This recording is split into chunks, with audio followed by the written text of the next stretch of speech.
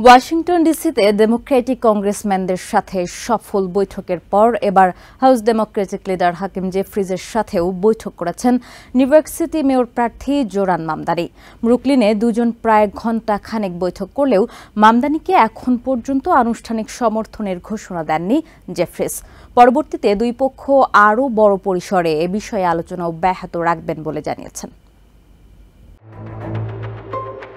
New York সিটির Democratic প্রাইমারির ইতিহাসে সর্বোচ্চ ভোট পেয়ে নির্বাচিত হওয়ার পরও ডেমোক্রেট শীর্ষ নেতাদের মন পাচ্ছেন না ৩৩ বছর বয়সী জোরান মামদানি। তার অপরাধ, তিনি প্রোগ্রেসিভ সোশ্যালিস্ট। রিপাবলিকানরা তো আছেনই, তার সমালোচনায় যোগ দিয়েছেন বেশ কয়েকজন ডেমোক্রেটিক সেনেটর ও কংগ্রেসম্যানও। এমনকি নিউ ইয়র্ক থেকে নির্বাচিত ডেমোক্রেটদের হাউস ও সেনেট লিডার চাক শুমার এবং হাকিম জেফ্রিজও এখনও তাকে এন্ডোর্স করেননি।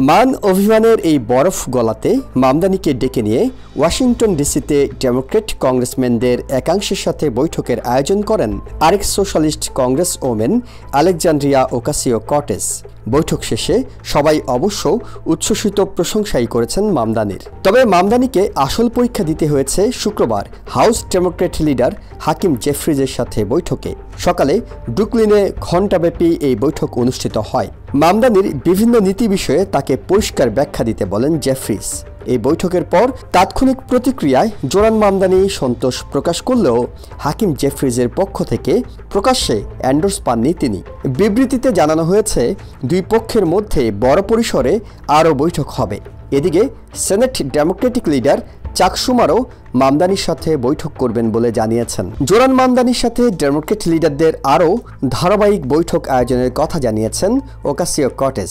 তিনি মনে করছেন, টেলিভিশনে দেখা মামদানির সাথে ব্যক্তিগতভাবে কথা বললেই মত পাল্টাবেন ডেমোক্রেট লিডাররা। তবে মামদানি আর হাকিম জেফ্রিজের বৈঠকে দুই পক্ষই ২০২৬ মিডটার্ম নির্বাচনে হাউস ডেমোক্রেটদের দখলে আনার কৌশল নিয়ে আলোচনা করেছেন বলে জানা গেছে।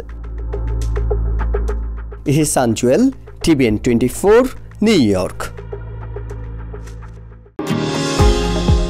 নিউ ইয়র্ক থেকে সম্প্রচারিত TVN 24 টেলিভিশন বিশ্বজুড়ে বাঙালির কণ্ঠস্বর।